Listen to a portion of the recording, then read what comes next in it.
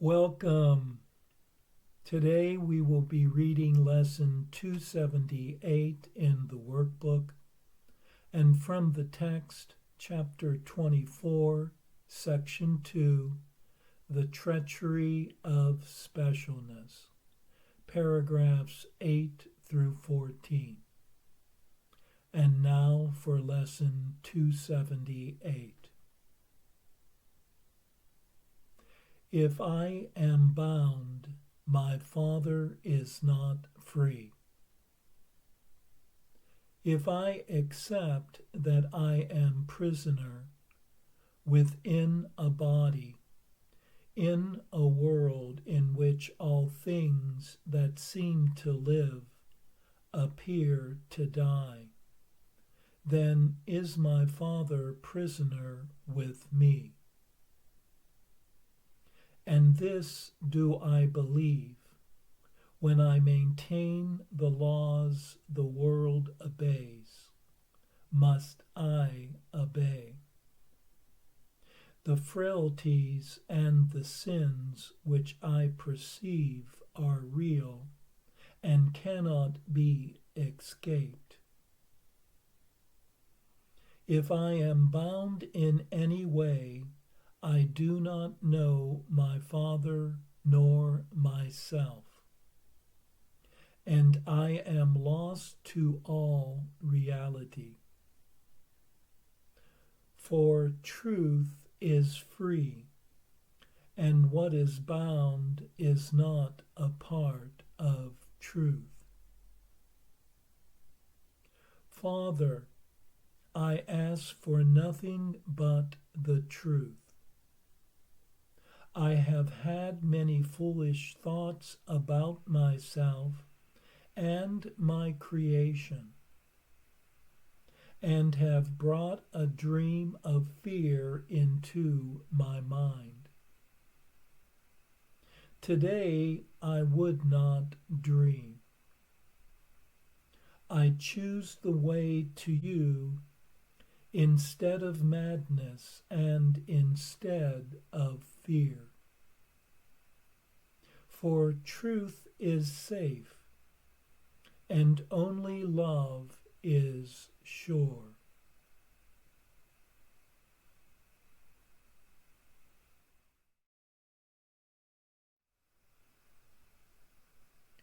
To know oneself and to recognize reality, one must remove all restraints that one has placed on oneself, and acknowledge one's true freedom. For one is not incarcerated in walls of flesh, or bound within a world of bodies.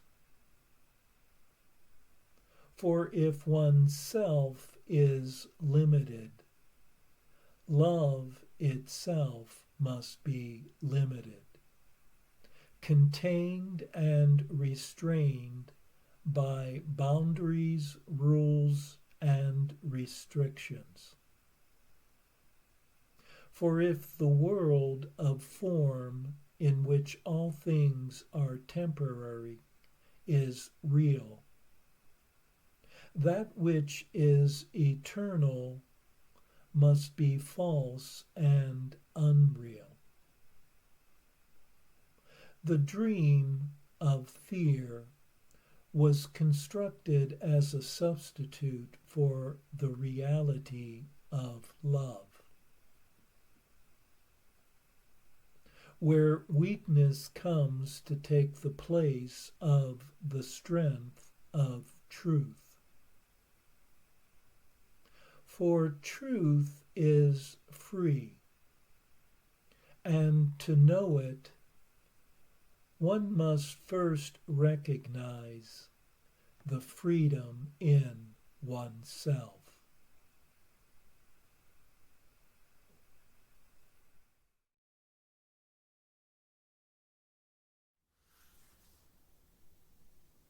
And now for our text reading for today, from chapter 24, Section 2, The Treachery of Specialness. Paragraphs 8 through 14. Think of the loveliness that you will see within yourself when you have looked on him as on a friend. He is the enemy of specialness, but only friend to what is real in you. Not one attack you thought you made on him has taken from him the gift that God would have him give to you. His need to give it is as great as yours to have it. Let him forgive you all your specialness and make you whole in mind and one with him. He waits for your forgiveness, only that he may return it unto you. It is not God who has condemned his Son, but you to save his specialness and kill his self. You have come far along the way of truth, too far to falter now. Just one step more, and every vestige of the fear of God will melt away in love. Your brother's specialness and yours are enemies, and bound in hate to kill each other and deny they are the same.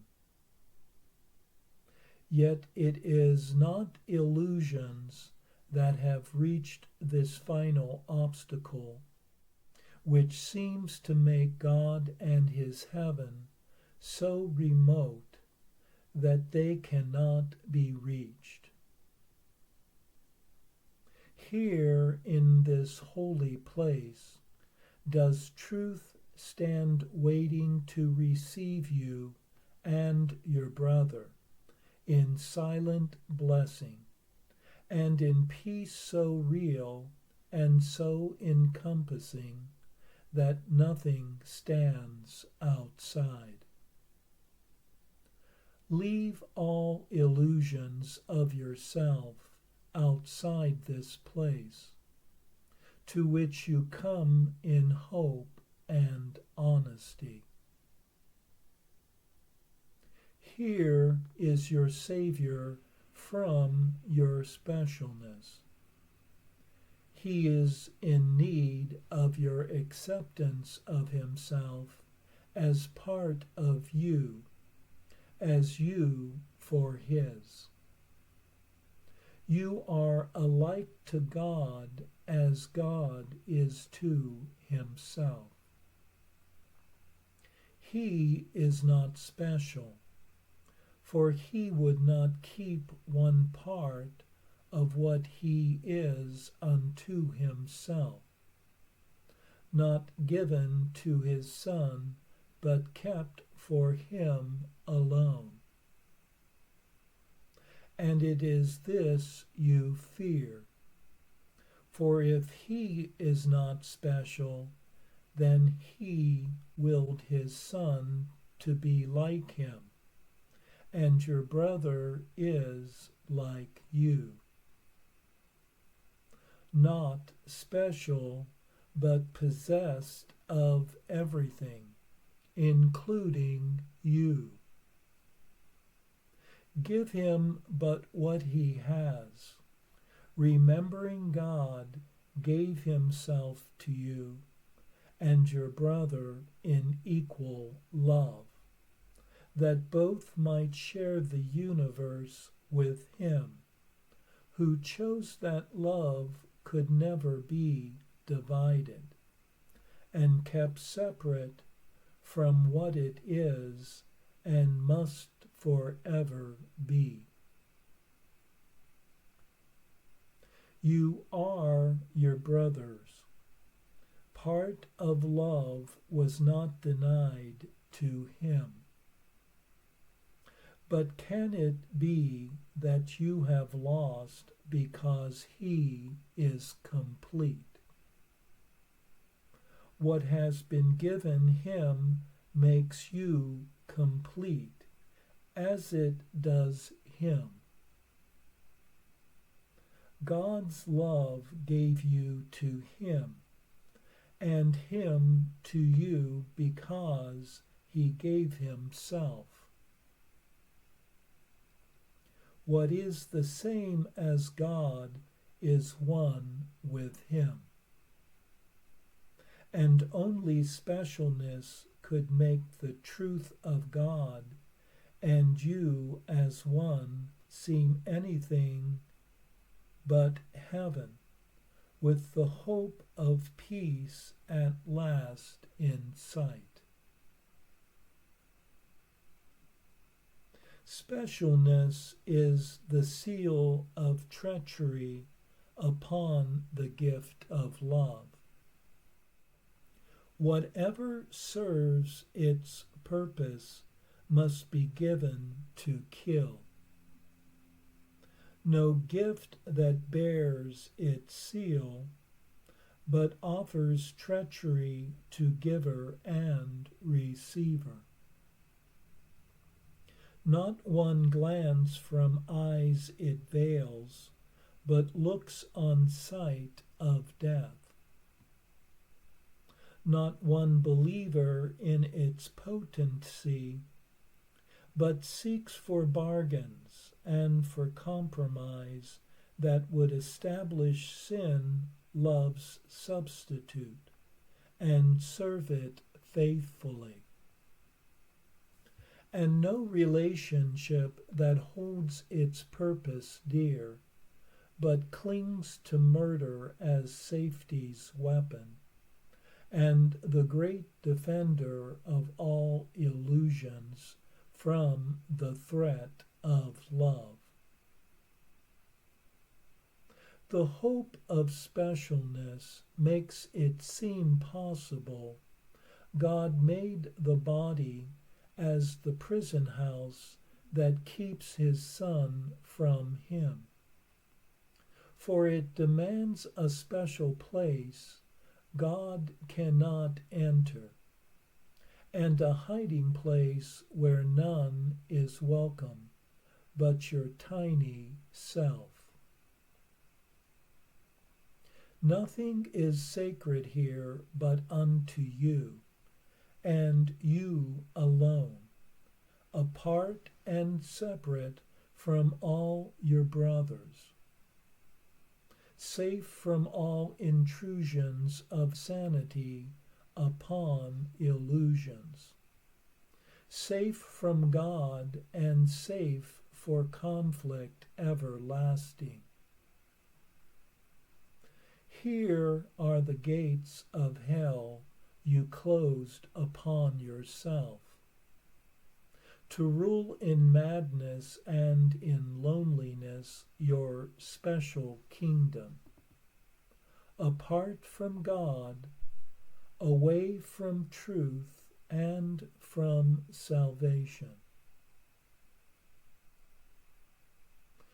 The key you threw away God gave your brother, whose holy hands would offer it to you when you were ready to accept his plan for your salvation in the place of yours.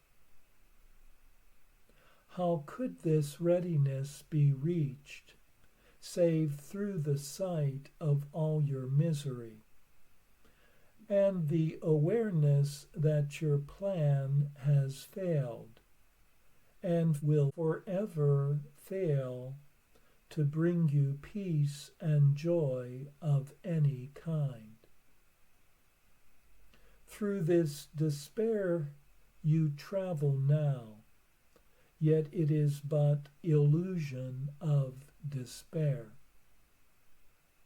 The death of specialness is not your death, but your awaking into life eternal. You but emerge from an illusion of what you are to the acceptance of yourself as God created you.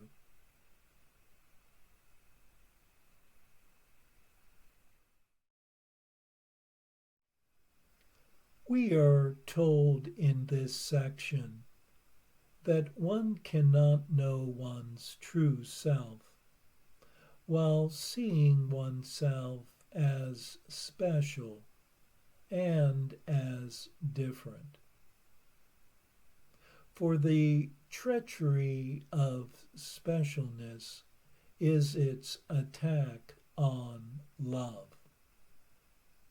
For love is not special, being universal in nature. It extends itself to all things, being the same. Specialness does not want to acknowledge this.